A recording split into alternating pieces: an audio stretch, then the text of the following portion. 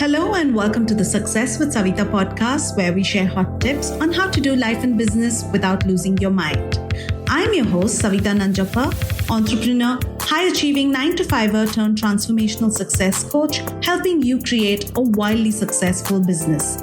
Come hang out with me and other fabulous humans like you every week for stories and chats packed with a healthy dose of tips, resources, how-tos, and real talk. Side effects may include a happier and more confident you with each passing day.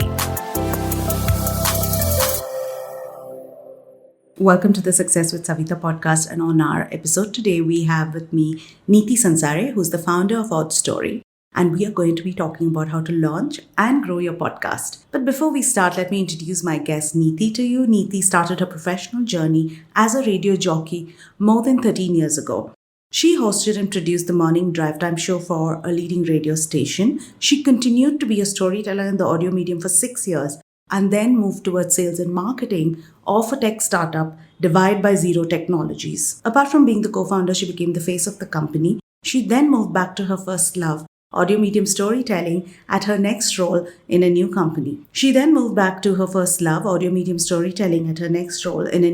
Where she successfully launched its first podcast, which featured on Apple Podcasts and was received very well. After launching Audstory in 2021, she has already launched a few podcasts for some brands and content creators, apart from managing their digital profiles, collabs, and PR. Most of her produced podcasts are top-ranking podcasts across audio mediums, be it Apple Podcasts, Spotify, Jio Saavn, Gaana, and more. She specializes in podcast content creation and production and works closely with her clients to ensure their podcasts are featured on different audio platforms and helps them in increasing their listener base. Listen in as I talk to Neeti about growing your podcast. Hi, Neeti. Welcome to the Success with Savita podcast. You know, I've been wanting to do this so long, and I have so many questions for you. You're going to want to ask me if this is an interview or is this a workshop. So welcome to the podcast and welcome to the first time on the podcast. And we hope to have many more conversations in here. Thank you so much, Savita. I'm honored. I know we've been having this conversation for over a month now, but with our schedules and other things, we weren't able to organize. And I don't mind if it turns out to be a workshop. I am happy to help. Yes. And diving right in, I want to talk all about podcasting. And I think it's such an important time in India because there's so many podcasts, and especially exciting because it's not just the English podcasts like mine, but the regional ones also, which are doing so well. And, you know, people really like this medium. So with that, I'm going to ask you so many questions about podcasting for sure. But before we dive into questions about podcasting, share with us how you got started.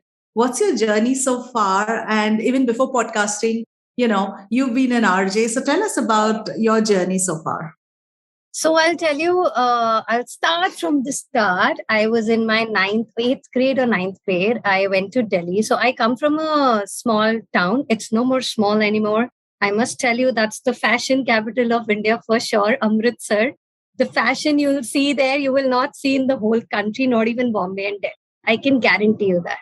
Anyway, so coming from that place, I was staying in Delhi with my relatives, my Masi's house basically. And she had this habit of putting radio on while she was working. So there used to be FM station playing all the time. And one fine day, I don't know, not a lot of people know the story. I was just taking a bath. The FM station was playing and I realized, this is the exact job I'm made for. Because let's be honest, Neeti, you hate writing. You don't finish your exams at all. You don't finish, though you're scribbling till the end, but you're not done there because you're so lost in your thoughts while writing your exam. This is the only thing you're good at. You can talk to people, you can articulate, and you can actually connect with people. So let's find how can I become a radio jockey. This happened, I'm pretty sure I was in my 9th grade. And then because it was just a thought, I would say that back then you did not know anything about manifestation, but you start manifesting. It started coming in my dreams that, I'm in front of a microphone and I'm doing this and that. But then reality hit. I did my bachelor's, I did my master's. And I just thought, suddenly you get that imposter syndrome. Then also, and you're like, maybe, not public speaking. Let me just do my internships in PR. And that's what I did in Delhi with Ad Factors PR. I did my internship in public relations because, again, I thought this is I'm good at. And then when I went back to my hometown, while I was pursuing my master's, we had our first radio station in Amritsar. And I was rejected downright there. First rejection. It was a huge, huge blow to my ego because I'm like, didn't I think I was perfect for this job? And second year in my master's, I had a couple of rejections. There are a couple of radio stations which was there in my city by then. But one fine day, randomly, my professor calls me and says, there's an audition happening. But I don't think so. You'll be auditioned for, I don't know why he said that, don't go for radio jockey, go for copywriting. And while I'm driving to that station, I am thinking, I was running from writing and I'm going to interview for a copywriter. What are you doing? But whatever script I wrote, so I remember very clearly my regional head was there, regional content head was there for the interview. And while I was just narrating my script, she's like, do you want to become a radio jockey? And I'm like, yes, please say something. She's like, do you want to give an audition for that? I did that. I did that on a Friday. And by Monday, I was hired. So this story is very, very close to my heart because this always till now gives me that push. And it always encourages me that, Neeti, there's nothing which is not meant for you if you put your heart there. So that was one story because I remember those all, whenever I got 3 rejections before that. And in the same station, I got my first rejection. I used to cry. And I used to stop talking to anybody. I just used to start reading books because that used to give me solace. And I used to, just take out a novel. And I was a fiction reader, not an avid reader, but a lover of love stories and those kind of books. So I just used to drown myself to reading. And I remember my mother used to telling me, itna textbook mein invest kare na, to first start. Okay, so amazing. I mean, I love that you started with this story because so many of us don't know in 9th grade what we want to be, right? We think that we want to be, something else, but we end up. But then what happened? So you got hired, your dream came true. What happened? I came to Mumbai because I got married in Bombay. So I came to Mumbai and again, the imposter syndrome, yahan to nahi hoga. Like this is a big city. And I was staying in Navi Mumbai while all the radio stations were in Bombay, around Andheri and Bandra, those places. Again, I'm in the same zone. This will not happen, this and that. But somehow I cracked an international radio station, though it did not happen here. So it was a US-based radio station and for the NRIs across the globe. That happened and that turned out to be amazing. Then I started working as a voiceover artist. And that was the time when I was just experimenting with myself and my career again because I don't know, I was so much in love and so dumb that I just closed everything and came to Bombay without realizing, I could just start my journey sitting here in Amritsar because computers were new, internet was new. I didn't realize I could have just started pushing myself. I didn't do that, but I started again. That I think that is also a plus I have. Like I can anytime shut down anything and start again. So while it used to bother me a lot earlier, but now I think this is my strength. So I use it as my strength. So then I came here, I did that, and then Divide by Zero happened, which is my partner's company. And what happened at that time was like he was a geek. He knew how to make things. But he was those introverts who are not very comfortable talking to people. So his logic was very clear. Listen, you've been a radio jockey, you still are a radio jockey, and you're a voiceover artist. You know how to talk to people, while I know how to make things. So you join my company, I'll make things, you'll sell it. Because at least you know how to talk to people. So I started as a sales executive in his company.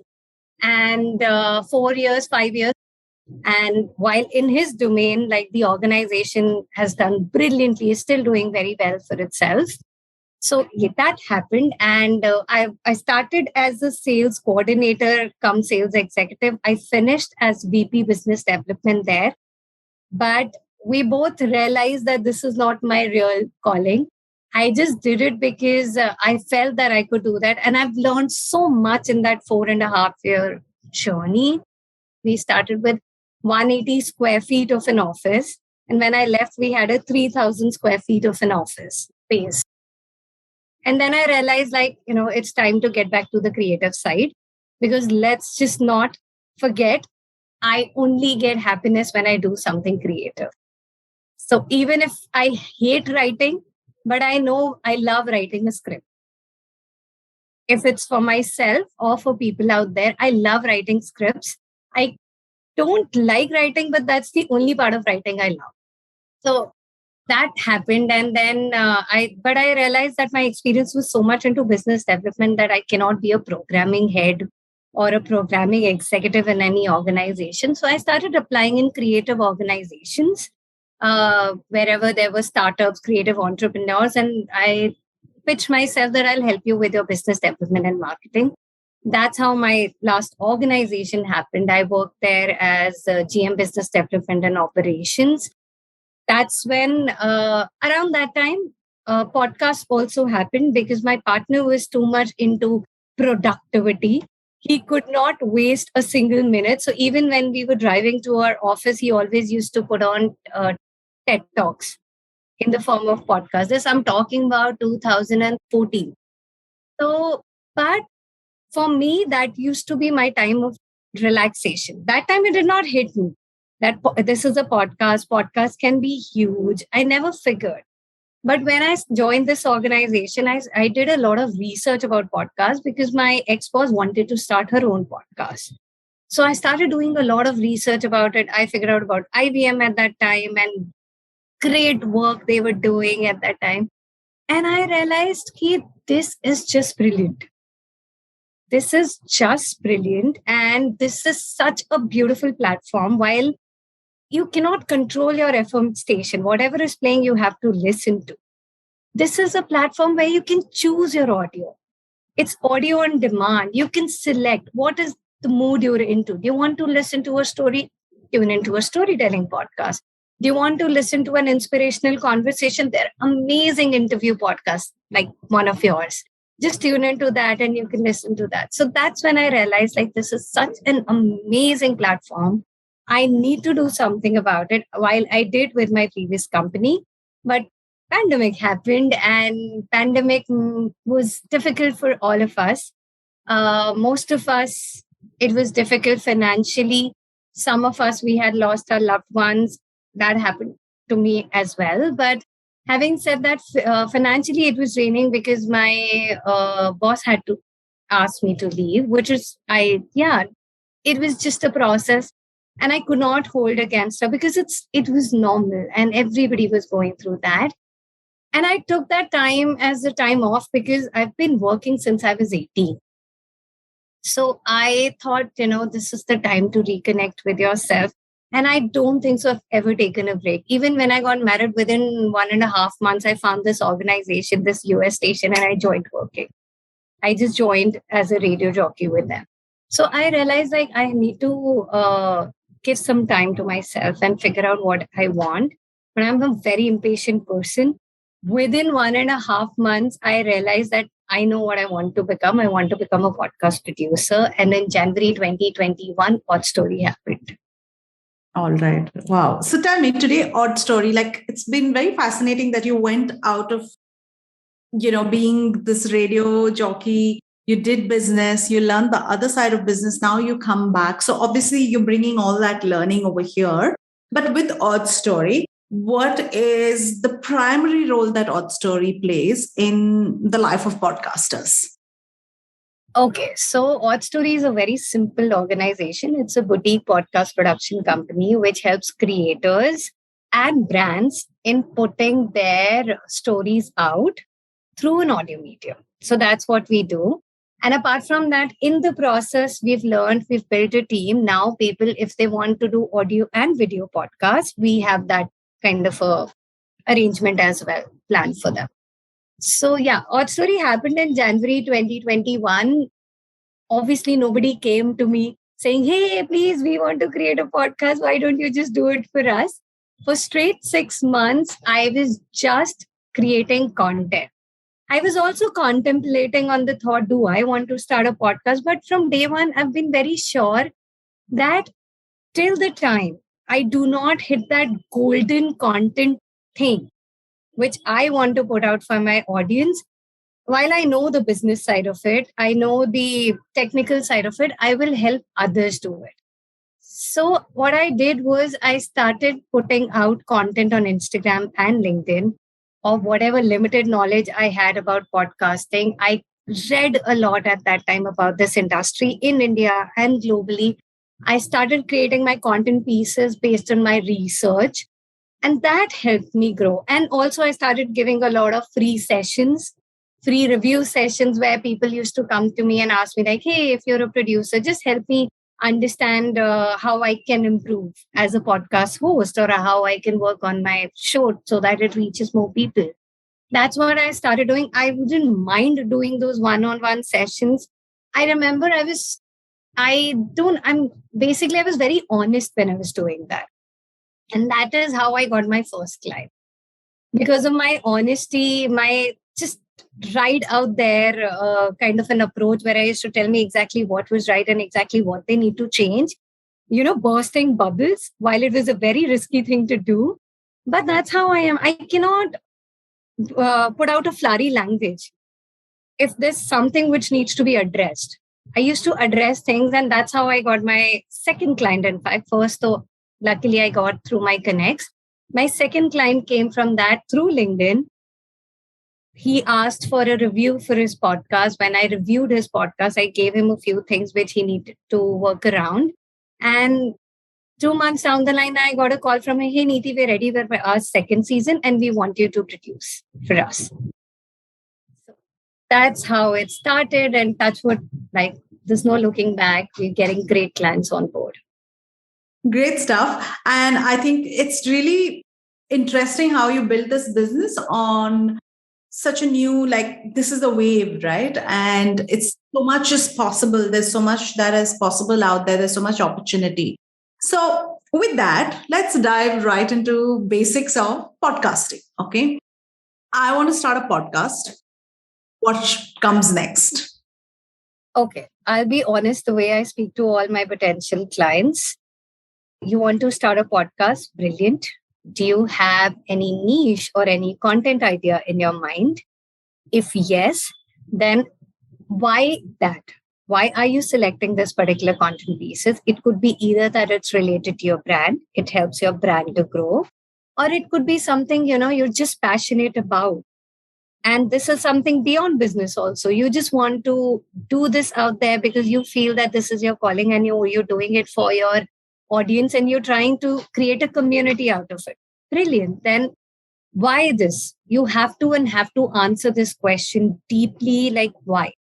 And are you committed enough to spend at least a year with the same idea? Different facets though, but the same idea. The main bucket is not going to change.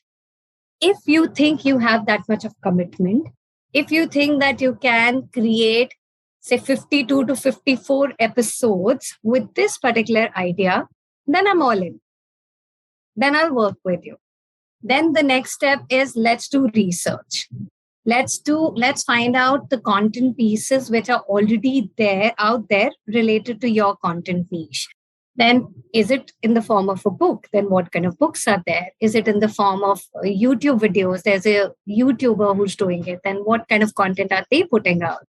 Then podcasts. What kind of podcasts are already there around you in the same niche? Now we'll find that hook.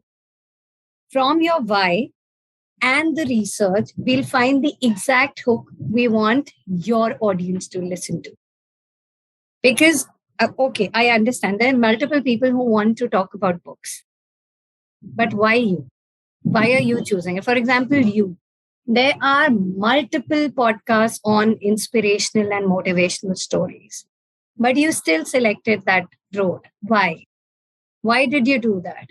Is it that these stories inspire you as well personally? Is it that these are the people you would like to connect to, know more, and let your community know more about them? If the answers are yes, if you're ticking all the boxes, then there's a lot we can do together. We only need to find that hook which makes you different from the rest. Okay. So you're saying the first thing is, spend some time asking about not just your niche, but your what area you want to be in, what's your topic area. Are you willing to commit to doing this for a year?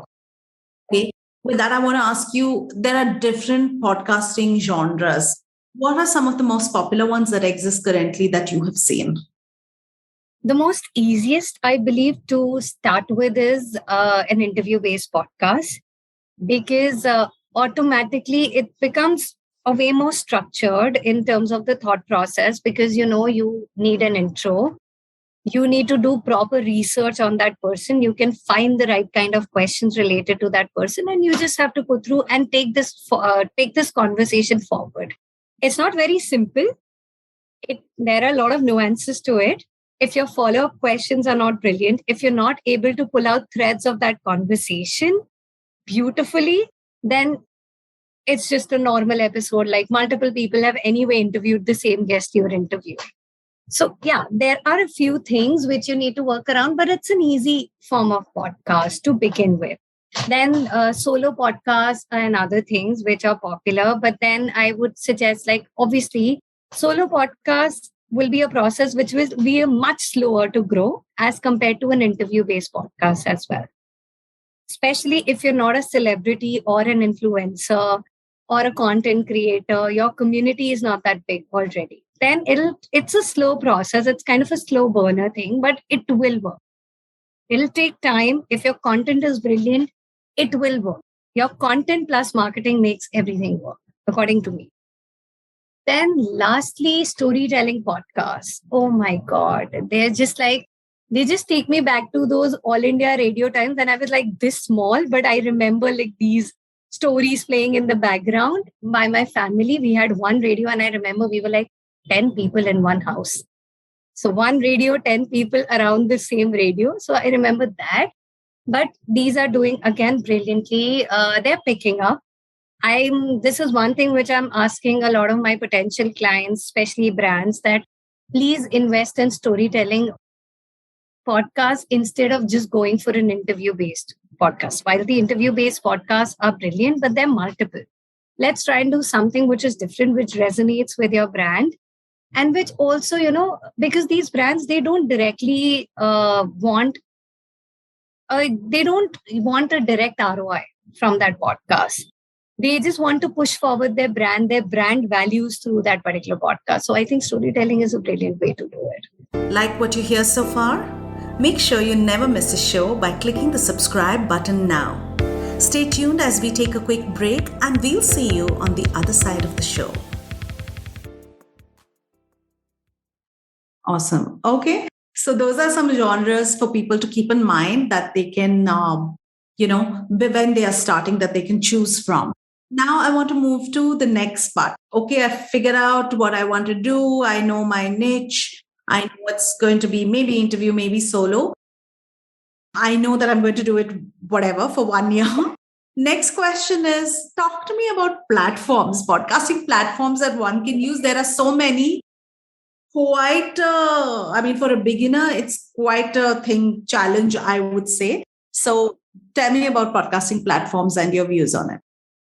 As you already know, there are multiple podcast platforms. There are free podcast platforms, there are paid podcast platforms. I think you just need to finalize a couple of things, 3 to 4 points on the basis of which you select a platform.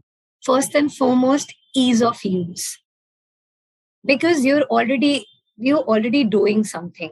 You already have a set business of yours, or your services business which is already set.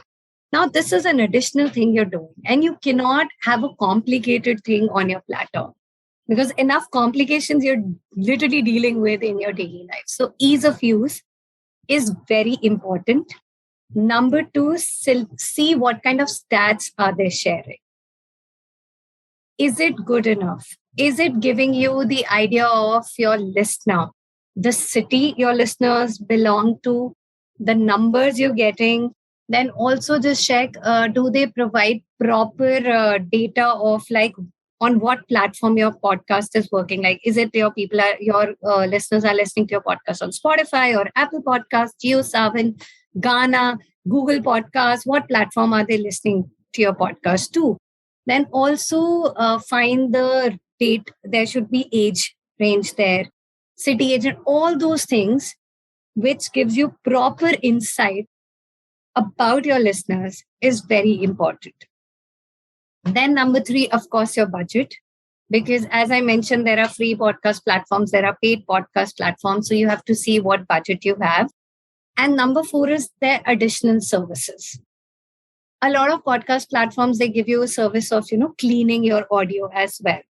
If you're an individual podcast host and you do not have a producer on board, or you do not have a sound engineer to help you out with, then probably you can use those services as well. Audio, do they give you like multiple small things? Like, do they give you an option to create an audiogram out of your podcast right there, instead of finding another software to do that for you?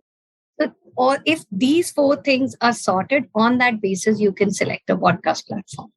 All right. Yeah. And I would say, like, when you're looking at platforms, know that there's going to be your main hosting platform, which is where you put up your podcast, you host it from. And then this distribution. So distribution is to how many other different platforms you distribute this one hosted platform on. And of course, there's so much more to think about, like your RSS feed.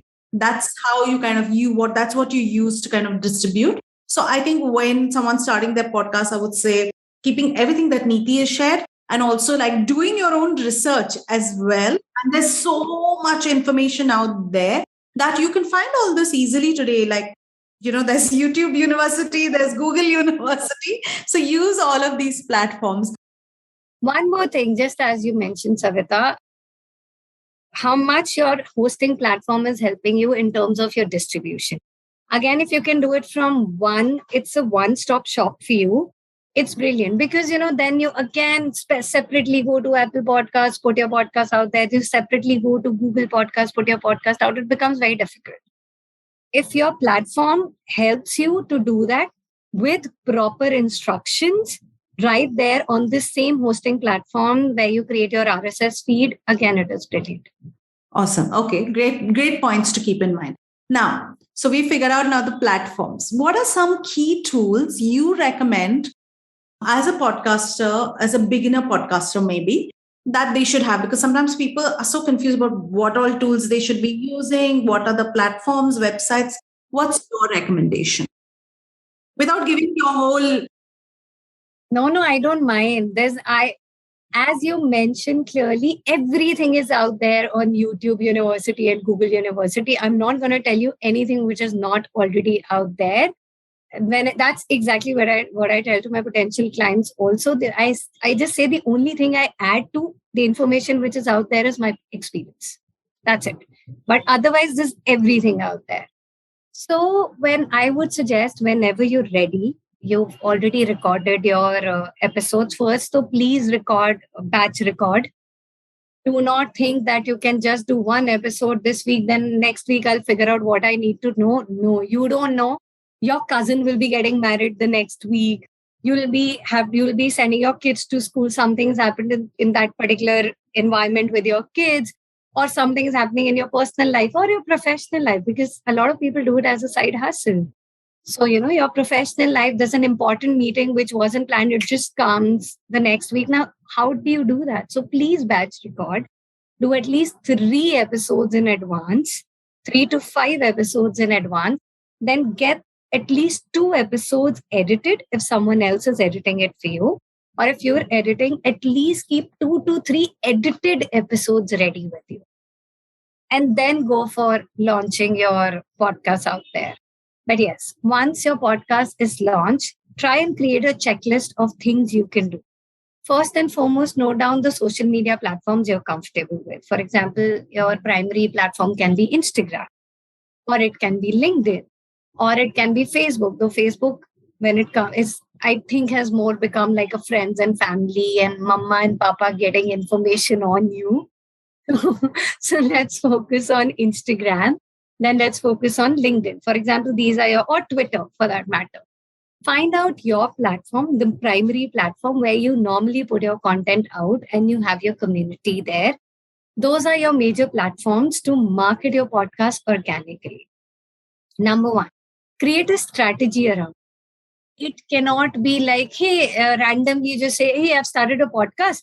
You dump your first episode. This is my first episode. Listen to it. No, not like that. You have to have a proper marketing strategy in place where you first you build on your new project. Like this is there's a particular project you're working around with. You create a little bit of FOMO around it. What are you planning to do? You drop in some BTS about it. Like this is what I'm doing. So while your audience is trying to figure out what is happening, you keep on dropping those hints and then you take them to the point where you have decided that this is the project. And in this case, it's a podcast. Your podcast is your new project you're working on. And then you build a strategy around it. If it's an interview-based podcast, try and leverage your guest community as well through their social media. Request them to put it out on their social media, if not as a post, at least as a story, sharing your podcast links, so that if initially, you do not have that kind of a community or social media community, maybe your guests have, because you'll obviously choose brilliant people to come on your podcast as guests. So use their community. Then just the entire thing needs to be in the form of a plan. Do you think you can use a WhatsApp platform to promote your podcast? Not a lot of people do that, but please do that. There is a very, very strong logic behind that, which if you want, I can tell. I don't mind. And I'll tell you why. So if you notice, podcast is the only platform where a download is not even spending 30 seconds on your link.